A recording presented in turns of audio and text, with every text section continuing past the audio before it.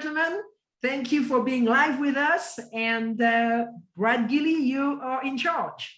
All right, that sounds wonderful. Thank you very much, Francis. Thank you very much, Judy. And looking forward to this, especially when I saw my name next to Steel Racing Products, because this might be the third one that we've been able to do together. I think we did one last year, and then mid-year and all of that. And Andy and LP, it's so much fun talking to you guys, not just about the innovation that you have over there at Steel Racing Products, the amount of different places and spaces where it can be used, but just the enthusiasm that you guys have for what you do. How are y'all this afternoon?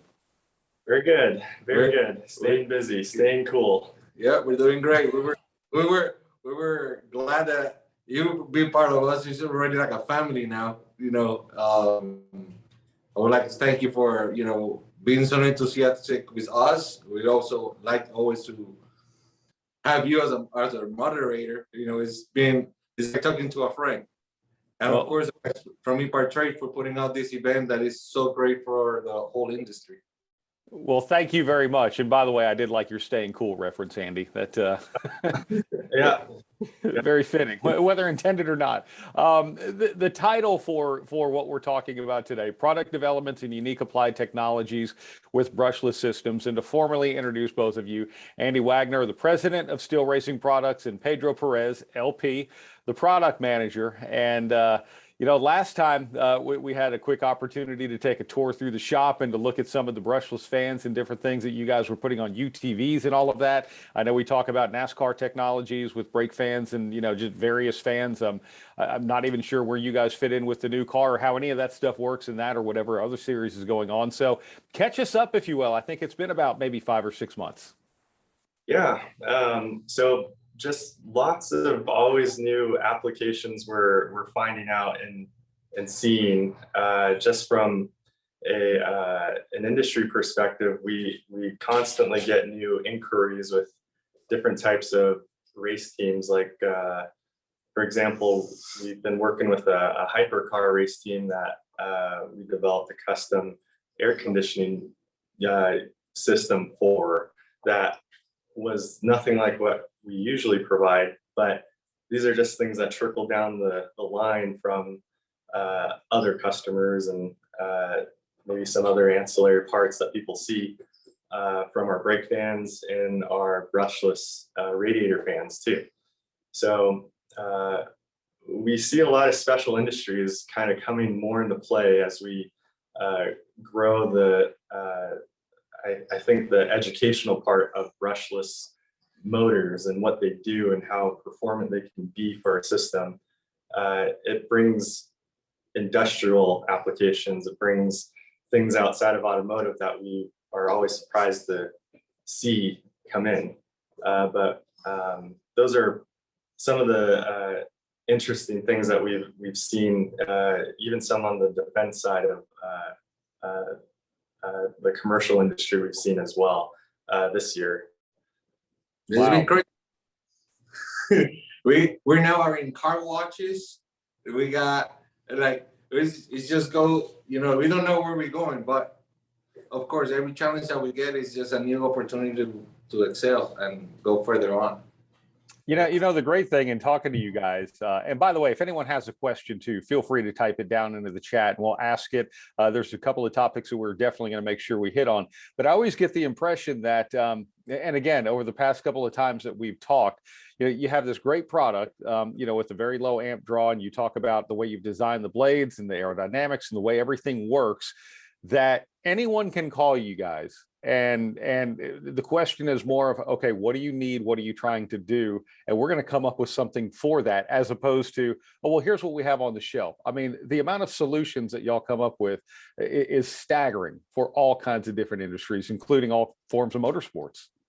Yeah, it really is amazing to think a simple fan has so much capability when you're so used to it being an on-off system, and that's all it does. But in today's technology realm, with computer systems getting hotter, with engines producing more horsepower and creating more heat, whatever the application may be, the heat problem is only going to exponentially grow as we just age with technology, and fans, moving air, is such a simple, way of kind of solving a lot of different solutions. So we're fortunate enough to have designed the architecture of our fans to not only be mechanically very performant and reliable, but also the technology behind it, the microcontroller that we designed, the software programming that we do inside of it, and then the endless integrations that we can integrate with any system. It's just a matter of, like you said, what do you need? Yeah, I like that. Well, let's talk about kind of where we are. You've got the brushless range of products, brake blowers, radiator fans, helmet pumpers, AC systems. What have you seen as the most popular this past season, and why do you think it's been that way? Yeah, I want to say there's a two parts to that. There's the brushless radiator fans from all the selective sizes that we offer. We've seen a lot of demand on that just from on the European side, where distributors are wanting to carry this in terms of selling it as a higher performant upgrade than like a Spall or can't remember the other competitor's name, but they see us as somebody that is kind of bringing in a change agent to the industry and offering a fresh kind of new perspective to their customers over there. So that's been a really cool, great thing to scale into. The other part is our brake fans. They, every year there's always something really neat and really just different of how that's applied.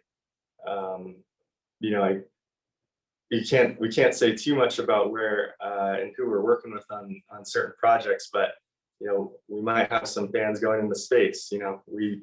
There's just some really interesting things that have just accelerated with with modern technology and other innovative companies that build high-powered rockets, or they build high-powered race cars. It's like it's so crazy how much they share, but it's fascinating to see how so many different industries see our fan and say, this is nothing like we've seen before, and can we do this with it? So it's a pleasant surprise, and we're always kind of keeping on the leading edge of not only being able to deliver and scale our product, but also stay on top of the curve of technology, so we're not going to be outdated or run into, as you've heard with the automotive industry, the chip shortage. That's affected everybody, supply chains all around the world. But for us, we're able to kind of work around systems like that because we are the designers in-house. Made in the USA, it's not shortage. Yeah, so yeah, oops, sorry. I like that. Yeah, we're definitely proud and like to stand tall behind that. Is we keep our brains all here, and we keep our team lean and grow it outwards as big as possible. That is one of the great things, though. In all seriousness, you talk about made in the USA. A lot of the people that we talk to who are manufacturing and designing and building products, we're talking to them literally in their shop where the products are made, and the same holds true with you guys over at Steel. Let's talk about this. And LP, let me throw this your way then. As Andy's holding up the fan, people can look at it and go, okay, it's a fan, it blows air. But we know that what you guys offer and what you guys have designed is so much more than just that. Well, the thing is, like, I have one in here, all broken in pieces how they get formed. Like, this is our main housing for it, or finger shredding blades. A complete housing which will go inside here, though. The good thing about it is, like, this has so many applications, not just only for brake cooling. We can, anything that fits 4-inch diameter or a reducer that we have to put into it will comply with anything that we need. Also, as we create the brains of the fan, we can tell the fan what we want it to do, either ramp up or heat or different amperage rates, or lower them for different applications. So those have allow us to not fall back on like, hey, you know, it's like all technology, because it's just whatever you need, I can go into it and make it happen. That's the best part of like, I'm not have a built up product that came in from me from elsewhere. It's something that I'm manufacturing, building, assembling myself, which I can do whatever I want to it and then give it out to a customer or supply what the actual customer needs. Yeah, it's fascinating. So Andy, you were talking about maybe some things going up into space. Give us some examples of where fans are being used in other applications from your current customers. Yeah, so in that sort of environment, things need to be, when you go into an environment like space, there needs to be a different spec of components that are radiation hardened.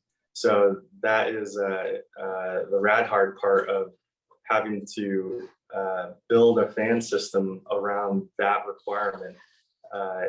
Has, you know, is a challenge that we're always have to kind of face, and then, you know, go see put in an application that is very different. It is intended for longevity to run out in that environment, but those are, you know, interesting other applications where it's these are components that cool basically like supercomputers that are doing a lot of different processes on a big rocket.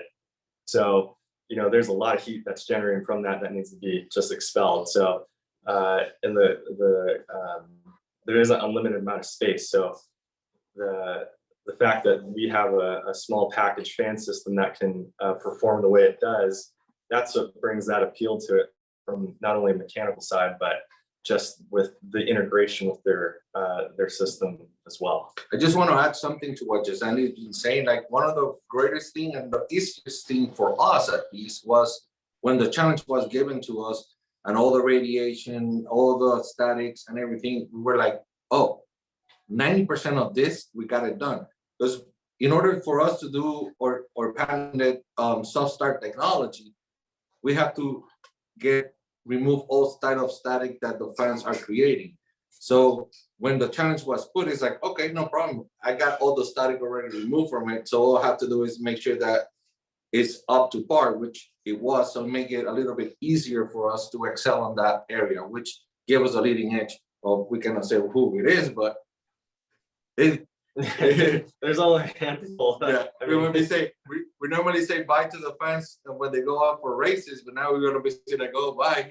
Yeah, that little accolades like that are, you know, great little internal celebrations. I think from our side is we don't really go out there and voice and talk about a lot of the different industries we work with, but we're very proud of the people that we do work with and associate ourselves with. So lots of little things like that have grown. That is really cool. It is. Now, the last time we talked, again, you were giving us a tour of UTV and showing us all the different applications and the different things. You know, where are you guys with that? Have you advanced anything else? And then I'll probably follow up with, you know, maybe just kind of going over some different forms of motorsports in different places where you guys are, maybe some things you've found. Well, actually, one thing that is different from the other three times that we've been is like we are actually today at where the magic is created. We are actually at our shop. Like we were first at one of our customers and good partners at Crown Concepts with the hyper cars and their like luxury cars. Then we went to Geyser Performance, where all they do is UTVs. I don't know if you're able to see some on the background there. That's our shop being work, and all we have is off-road vehicles out there, which is where we mostly test our products at. Not we're still involved with all sorts of racing industries, but our testing, due to the harshest conditions and how much strain the fence can go through on the off-road. Plus, we just only get out of our shop and head out to the desert, which is next to the shop. So it makes it easier for us to go test between, not going on a street and try to race up. We don't want to get ticketed for that. No, that makes sense. You definitely don't want to get ticketed. Give us an overview. I know we've talked about different forms of motorsports and from off-road to stock car racing to a lot of different applications, but where are people using your fans? Yeah, they're using them, starting to use them more.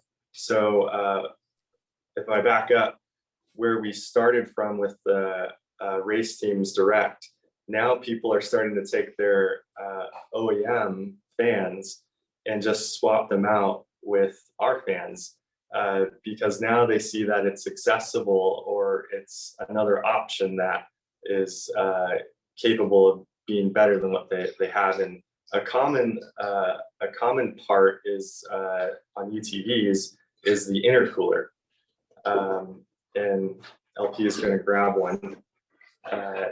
And the intercooler on this Can-Am, the OEM fan on it is, this is our fan on it, is very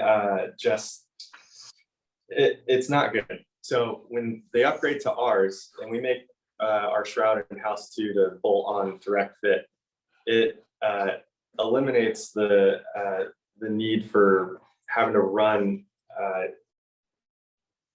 just overpowered systems in it. This is another version of it. So we've catered to some parts of the UTV industry of making custom shrouds for the Can-Am intercoolers so that our fans are direct swaps. And that's kind of what we've seen a lot of demand in. And we kind of respond to the market and how people adopt to it and how easy it is for them to just buy it and then drop it in. So little things like that we start to grow, and of course radiator fans. Those are swaps as well that we do, but it really applies to other vehicles, hot rods and whatnot. But UTVs, I would say, are the hot ticket item, and just everybody wants. Well, another thing about the UTVs is that there's a lot of they're really expensive machines that have poor engineering on them. So they're lacking a lot of parts. So for example, on our Gen 4,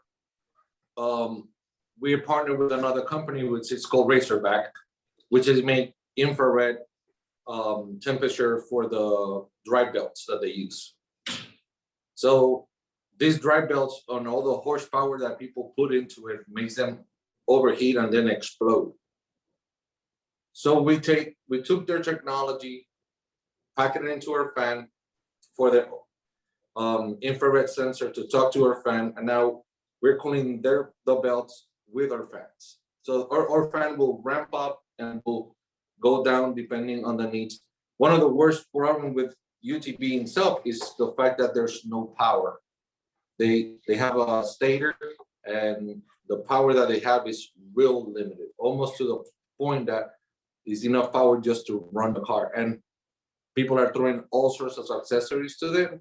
So that's been one of our biggest customer, because on NASCAR, well, we got a fan, and they put their radiator fans, they put our Gen 4s to cool the brakes, and that's about it. Off-road is a whole different animal, because they just destroy the fans, going through ruts and dirt and mud and long and extenuating drives on them, and that's helped us a lot. Also, there's a lot of people have off-road vehicles, and then they have their own race cars. So they get into us through the off-road, and they get their products, and once they see how they work, how much difference they made on their car, now they want that to their actual cars, either street cars or their race cars. Well, and that would make sense, especially if it works. All right, how about the future? What does that hold for Steel when it comes to improving or innovating some new products with brushless fans? I would say it's just the continuous integrations of other technologies. And just to expand a little bit more on what LP was mentioning about the belt temperature sensor that we integrate with, that is reading an infrared temperature reading of a belt, of a rubber belt that's just getting hot. And our fan is programmed to speed up and slow it down based on the input of how hot that belt is to manage it at a certain temperature. So we programmed our fan to, say, run the belt at 175. If it goes to 190, the fan will speed up automatically and only speed up until it brings it back down to 175 or so. And then it goes back down to an idle speed. So it saves power. And it's all automated. So those little features like that, where it takes the user part of having to look at a gauge, you don't want to drive by looking at gauges. You want to drive with your eyes looking forward. And I think traditionally that's how people have done it in the past without the modern use of technology. So I think as we continue to grow our product line, these integrations with other devices and other sensors and how they work in parallel with each other to help manage a system to cool it better. That's the future, I think, of what we have to look forward to. Another thing that out towards the future, one thing that we started at the shop was we call it the road program, which is racing operations development division. And now, as I said before, we want to solve problems that is on the industry before they arise.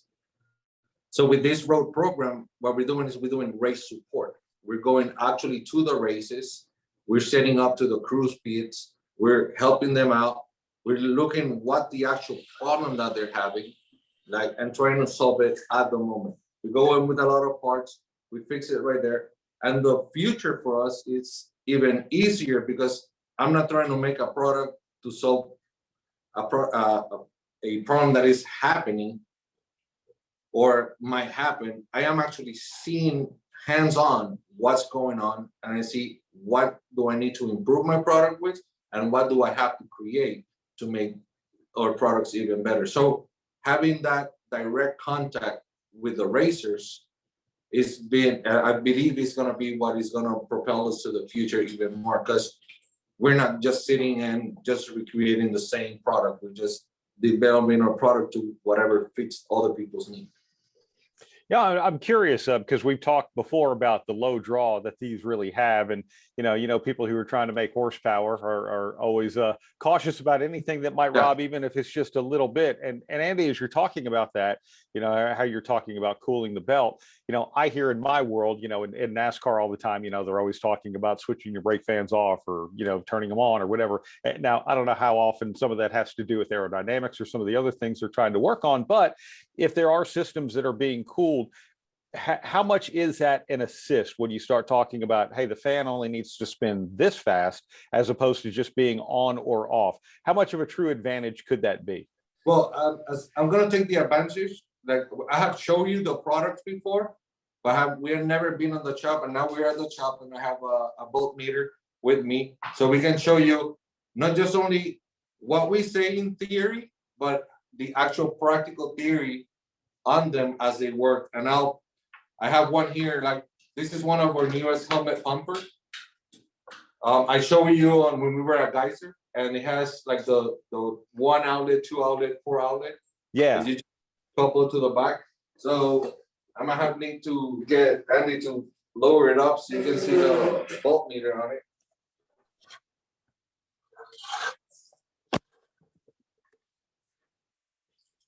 Hopefully I don't rip my hand this time.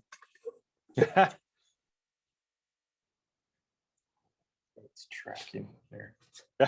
I was going to say the camera tracking is awesome until it doesn't go right where you want to put it. Right. Yeah.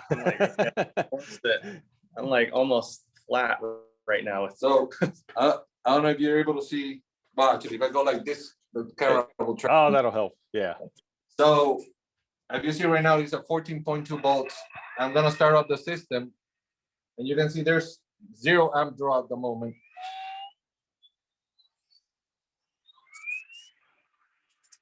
That'll be a full blast.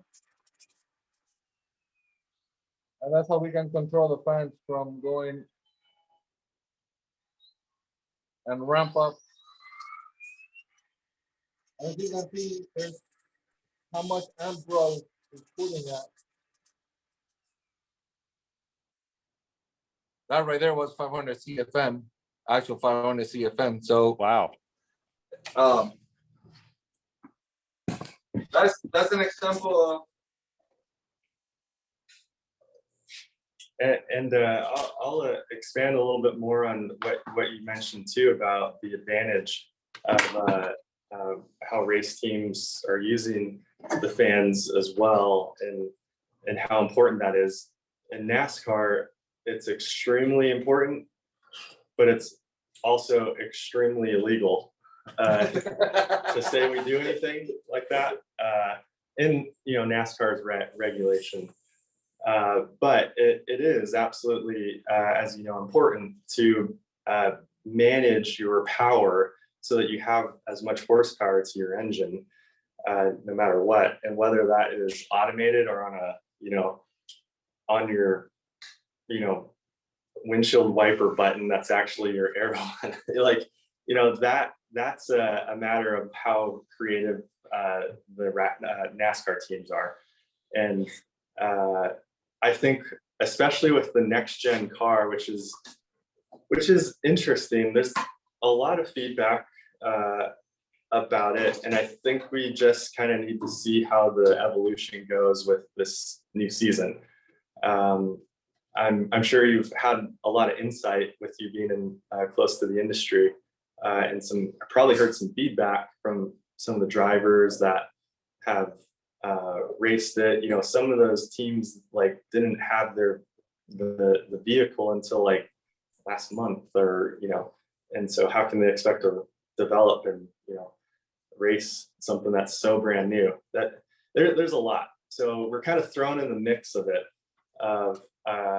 There's gray areas that are I guess open to be exploited, but there's also a lot of other very important major components to the development of that vehicle before we start to see that we can start to take advantage of these gains. So we're going at the pace of the NASCAR teams at that point. Yeah, that does make sense though, and especially considering how much more track time they're using here at Charlotte Motor Speedway, more so than what was planned. But it is a new product in development, the whole race car, obviously, and gosh, I don't know what kind of solution you guys could come up with. I'm sure probably numerous ones to exhaust some of the heat out of the car, because that's been one of their bigger issues that they've been dealing with. And I know they've made pretty big inroads on that, but again, you guys come up with solutions. It just seems like every time someone has something, y'all have a way to figure it out. Yeah, I will say it will probably likely be a migration from how the brake fans are how they were heavily used in the last generation vehicles. And now it's going to migrate to the bigger fan systems, like the radiator fan that we offer, that can move some serious volume and can do some cool trickery. I love the way y'all think when it comes to that too, and I'm sure a lot of the people who you deal with enjoy that as well. Let's talk about 2021. We mentioned you make your products there, but not everyone is sourcing their materials or able to from the United States. I don't know if that was one of your challenges this year, or some of the other ones that you did have to overcome in your business. Yeah, I would say we had run into some of the semiconductor just backlogs, because there's only raw materials that come from different countries that you got to wait for even a US based semiconductor manufacturer to wait for them to produce. There's backlogs like that we had to work around, but they weren't impossible. Another big one is our magnets that we source for our motors. We use really good Japanese high temperature magnets that are really, really robust and reliable. And that, rare earth material is only, found in a certain area. So some of those things, they just, you can't help but get choked at some little part of the supply chain, but it wasn't impossible to overcome. It's great because customers, the whole world is affected by our understanding. It's not just us. So I think there's a lot of leniency in kind of our customers and people understanding, hey, it's going to take a little while. And it's almost become a normal thing, unfortunately, with, the COVID stuff and everything getting caught back up. But, we're capable of adapting, and our base product line, we have plenty on inventory here, and then plenty that are on the way too. So I think we've set ourselves up through in 2021 to have a really good kind of flow into 22 without running into too many disruptions. As we're hearing there's a new variant out there and all this stuff. It was kind of expected, so we definitely spent and invested a lot more into that part.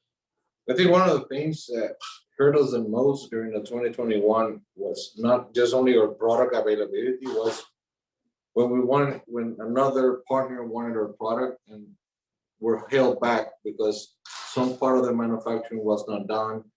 They couldn't get the stuff shipped in time, and that held up a lot of projects that we had to be unveiled early in the year, postpone them for later on in the year. And it's everybody was afraid too. So this is not a product that you definitely need it, but you don't need it at the same time. So there was not much racing going on.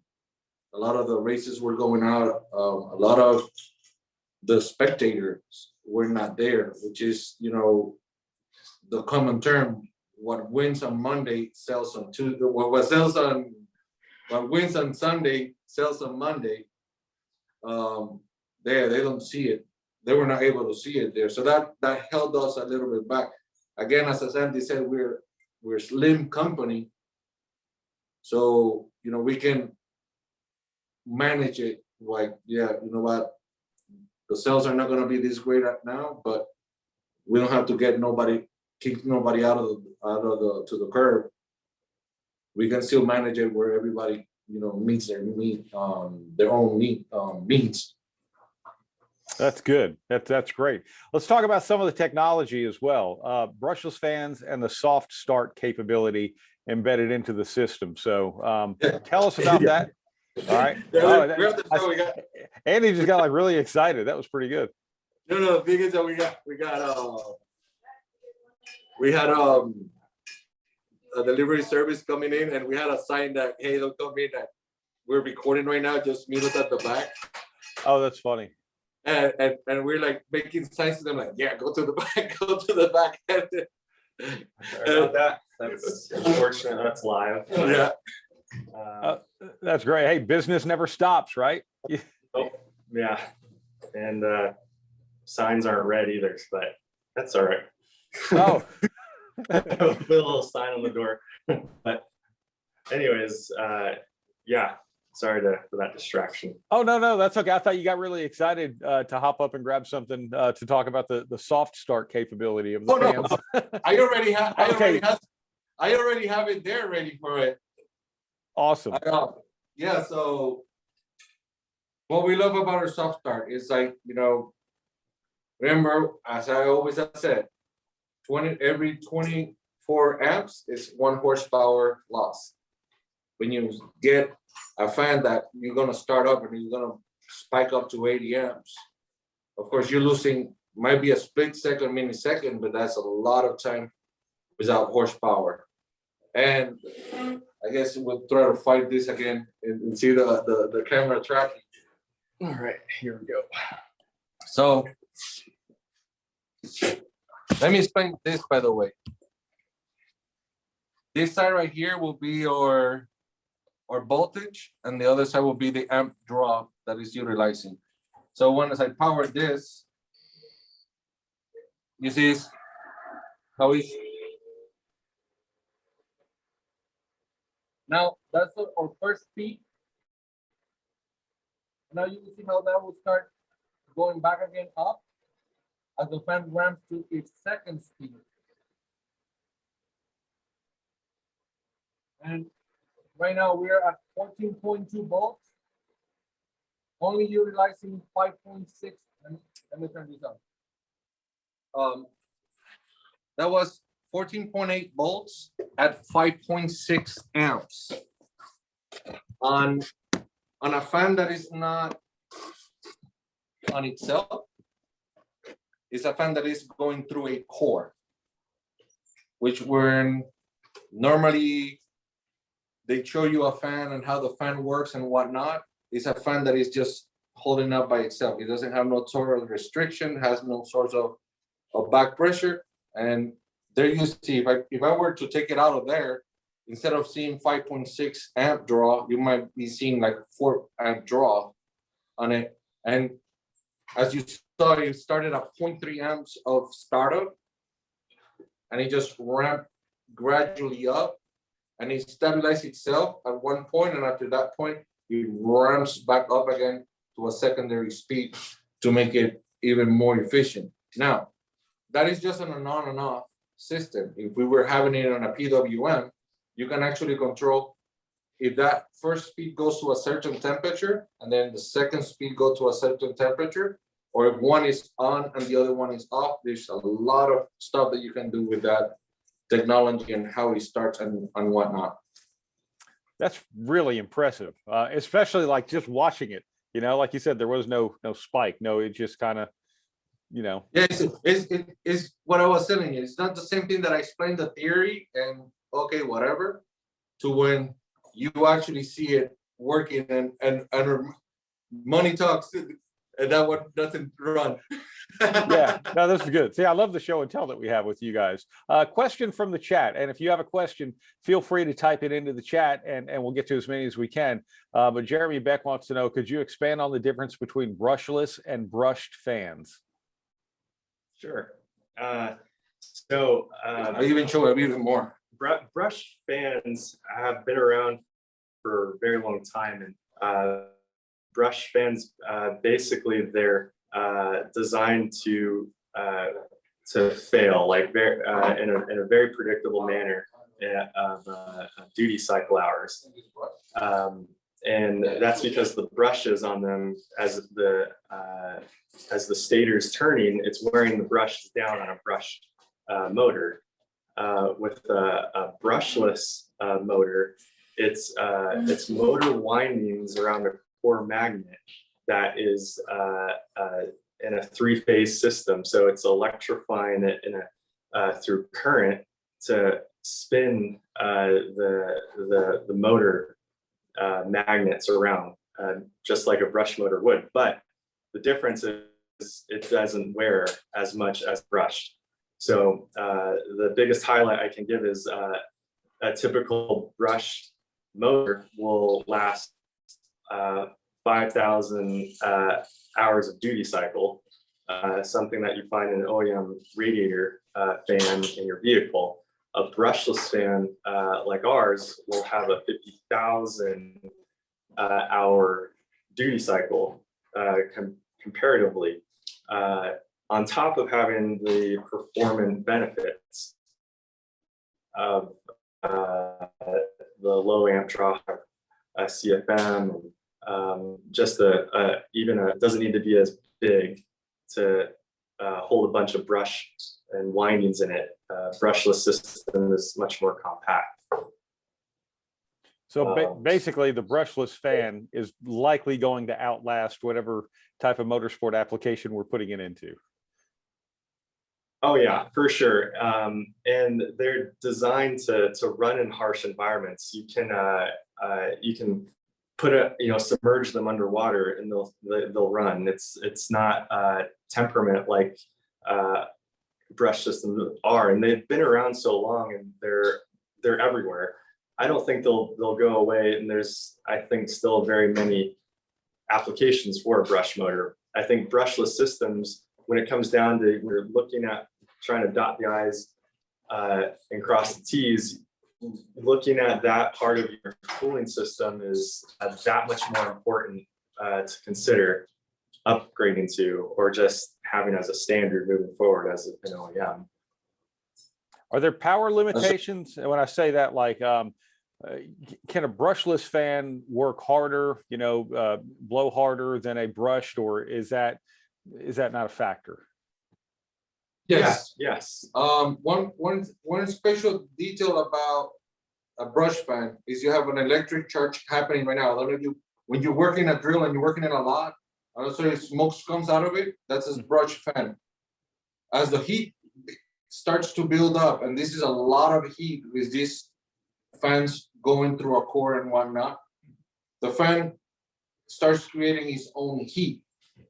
As the heat raises up, that performance of the fan decreases down, because now the contacts are getting opened up. So notice only that a brush fan will start losing its power.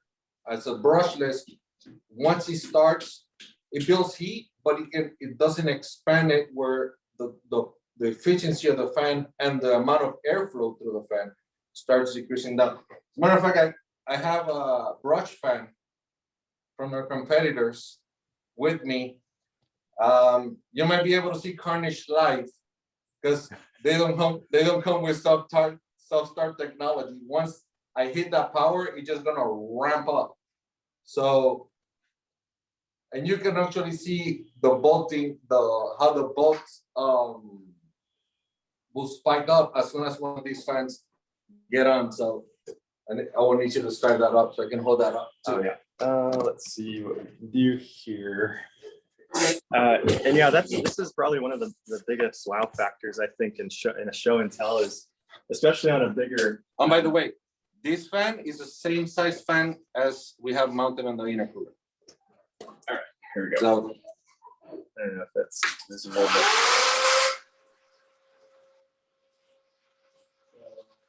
do that again.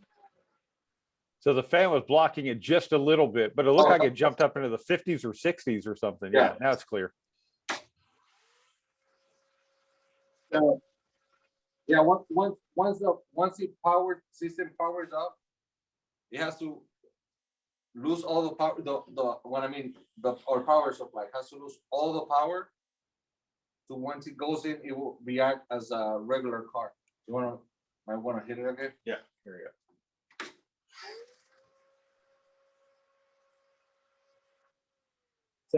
So what you're seeing here is that's about a 9-inch small fan that's being run, and what you saw the difference in between those two is that our fan that's on the intercooler is 10 inches. That small fan spiked up to about 13.5 amps on start, which if you have a lot of those little fans in your car, that adds up when you flip on power. It not only will trip fuses, it could damage other ancillary components that are in line with your harness. With what you saw on ours, it never got beyond 5 amps. So it's just not only safer for electrically, but it's reliable, where it's not gonna do what that does and potentially harm your system. And now another thing that I want to add to this is, you see how I have to hold the fan with 2 hands and to dear life hold to it, because once it starts, it just rips out of it. If you're talking in an application where you're going off-road or you're going through a lot of terrain, and that every time that fan starts, there's a jolt, it will actually damage the part. It's nothing that is like, oh wow, I broke my car while my fan was starting. but it's something that in the long run will create more damage. Also, you saw that it ramp up and just stay there, like no power whatsoever afterwards. Just so you get a comparison, you hear it going. Now we're gonna put my fan on, and you can see the fan going on, and you see how much airflow is also put in, not just only less amps, but double the amount of airflow that is put in it. So let's do our show tell. Next time we'll have a cameraman with us. Right. I will say too, it's exponential with as you go higher in sizes with fan sizes. So let's see if that really doesn't want.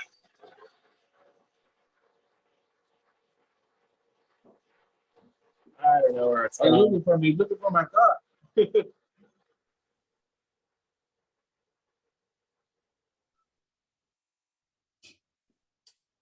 So you see again.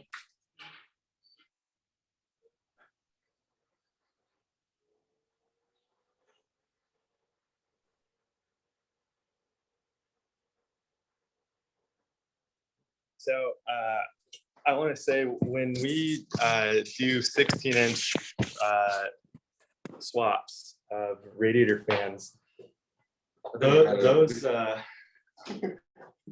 are pretty violent on start. I can imagine.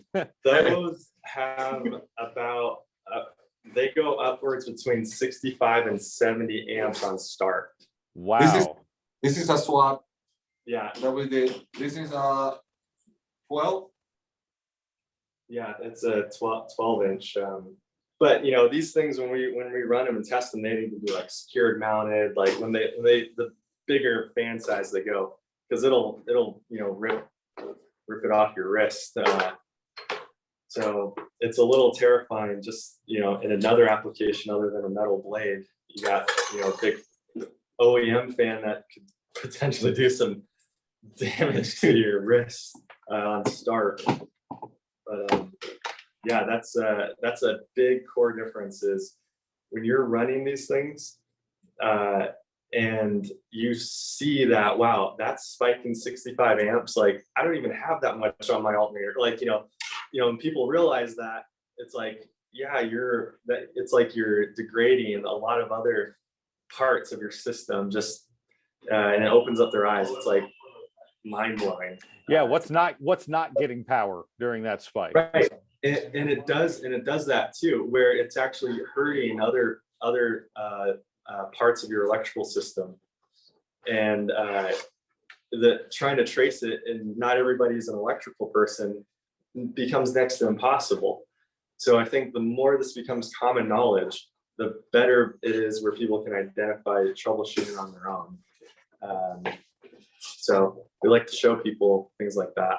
Yeah, no, that's a great. I do want to ask because I know this is an important thing for people to know too, but how the product adapt to other systems. Say a customer needs to integrate your fans into their PDM in order to manage power. How does that work?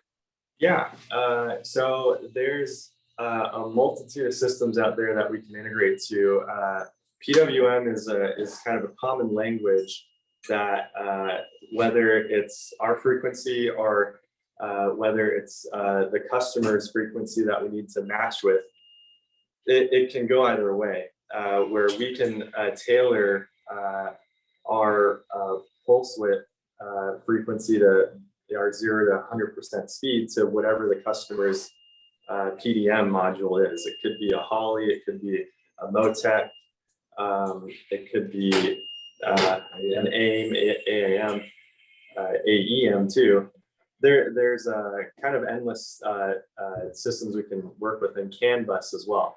CAN bus is a very, very popular, reliable, like everyone does that in high performance.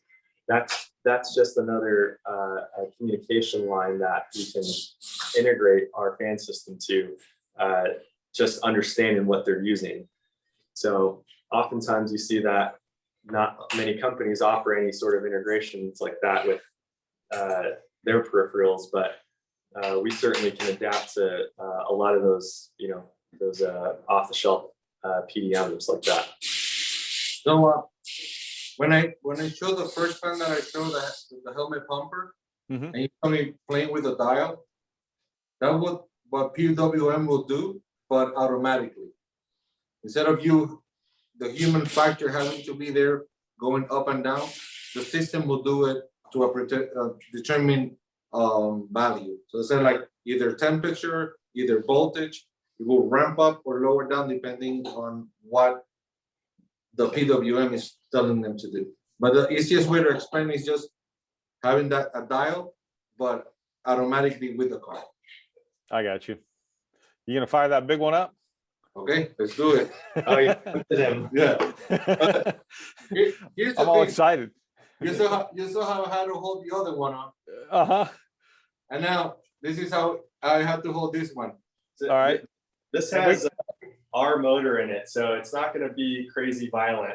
If this was an OEM fan, I'd say we probably need to buckle up. Yeah. But this is going to be a nice start. I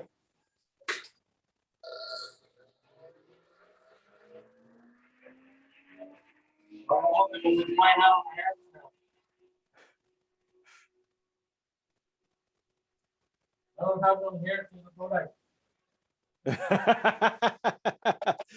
All right, that's funny.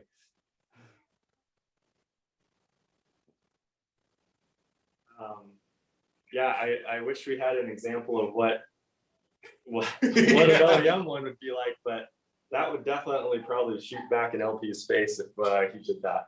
But even looking at it, because at least in the shot, you could actually see through where the fan was and see what it was drawing. Watching something that big ramp up in the same way that something, 6-7 inches smaller was doing as well. That's a pretty good testimonial, pretty good demonstration of exactly how it works on whatever size. Yes, and that's something we're proud to also offer is we can upgrade and update any small OEM fan with our motor. So let's say somebody has limited shroud space, or they don't want to change out their whole system to put our fan in.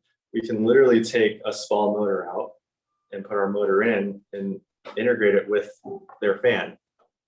So what you get from that is all the benefits of a brushless system, and our motor spins their blade better. Yeah. So it actually makes it more performant. So an example of what Andy is saying, this is a shroud out of a car. Mm-hmm.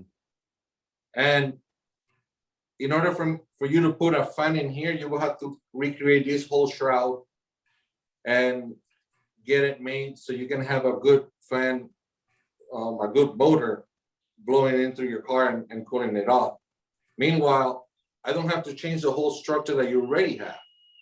I just only take your motor off, put our motor in, attach the same blade that you have. In this case, the blade has to be the same one that it came with, just to the form that the fan has or the shroud has. So it couldn't change the fan blade on it. But now you have one of our fans making your car run cooler, run more efficient, without you starting to spend thousands of dollars making new shrouds or whatnot. Many of the race cars, they have such a intricate shroud system already on them, and many our fans doesn't fit on them.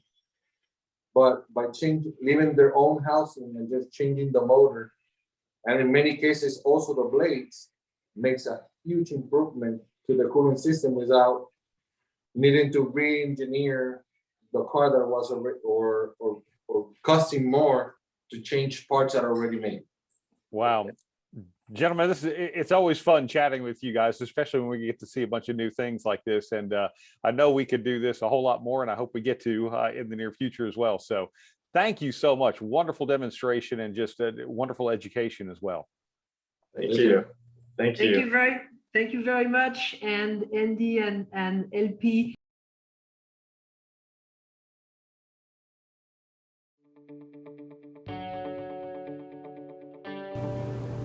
The concept for Epartrade is basically, in my opinion, there's a big hole in the internet. So the internet started many years ago, but there's never been an online business community for racers on the World Wide Web. The need for Epartrade is actually quite obvious. Basically, people in the business of auto racing need a place online to hang out and to get their problems solved. It's extremely simple for a buyer or for a supplier to interact on the platform. The first thing you need to do is sign in, which is free.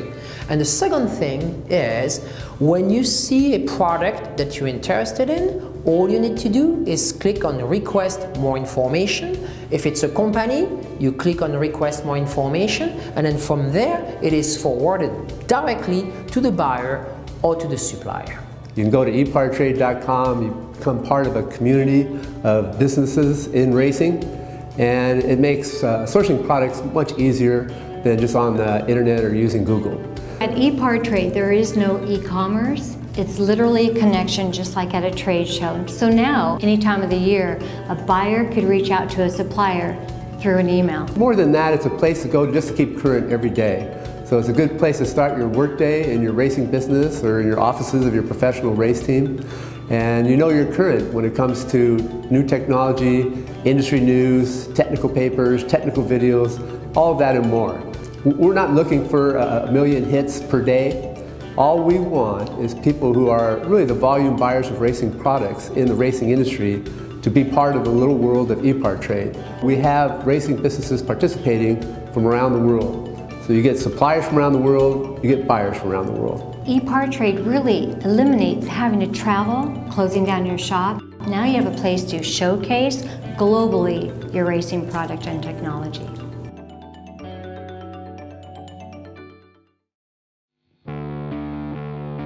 There are two types of people, racers and everyone else. Racer Magazine is for those who believe that racing is a way of life. Racer embodies the excellence that defines a sport driven by passion, courage, and ingenuity. Get 1 year of both Racer's print and digital edition for only $39 with instant access to our entire digital issue archive. Subscribe now at info.racer.com.